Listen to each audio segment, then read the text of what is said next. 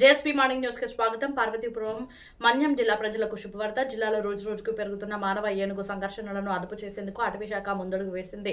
ఇందులో భాగంగా చిత్తూరు జిల్లా పలమనేరు ముసలమడుగు ఏనుగుల శిబిరం నుంచి అత్యంత శిక్షణ పొందిన 2 కుంకి ఏనుగులు జయంత్ అభిమన్యులకు ప్రత్యేక వాహనాల్లో గుచ్చిమి ఏనుగుల శిబిరానికి తరలిస్తున్నారు. ఈ తరలింపు ప్రక్రియకు రాష్ట్ర ప్రభుత్వం ప్రత్యేక ప్రాధాన్యత ఇచ్చింది. మార్గమధ్యంలో మంగళగిరి క్యాంపు కార్యాలయం వద్దకు చేరుకున్న కుంకీలకు రాష్ట్ర ఉప ముఖ్యమంత్రి అటవీ పర్యావరణ శాఖల మంత్రి శ్రీ పవన్ కళ్యాణ్ గారు ఘన స్వాగతం పలికారు.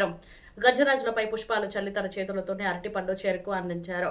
ఈ సందర్భంగా మాట్లాడిన శ్రీ పవన్ కళ్యాణ్ గారు పార్వతీపురం మన్యం జిల్లాలో గిరిజన ప్రాంతాల్లో ఏనుగుల దాడులతో రైతులు పడుతున్న ఇబ్బందులను తగ్గించడమే ఈ తరలింపు లక్ష్యమని అన్నారు. కుంకీలు అడవి ఏనుగులను తిరిగి అటవీ ప్రాంతాల్లోకి నడిపించడంలో కీలకంగా పనిచేస్తాయని, దీనివల్ల ప్రాణ ఆస్తి నష్టం తగ్గుతుందని ఆశాభావం వ్యక్తం చేశారు.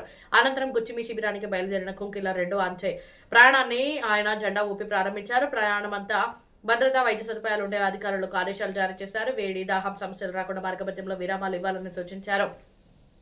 గుచ్చిమి క్యాంపుకు చేరుకున్న తర్వాత 10 నుంచి 15 రోజుల పాటు నిపుణుల పర్యవేక్షణలో కుంకీలను అక్కడి వాతావరణానికి అలవాటు చేస్తారు. ఆ తర్వాత వాటిని సంరక్షణ ఎక్కువగా ఉన్న మండలాల్లో ఆసక్తిని వినియోగిస్తారు. మానవ భద్రతకు ప్రభుత్వం ఇస్తున్న ప్రాధాన్యతకు ఈ తరలింపు ఒక ఉదాహరణ అని అధికారులు పేర్కొన్నారు.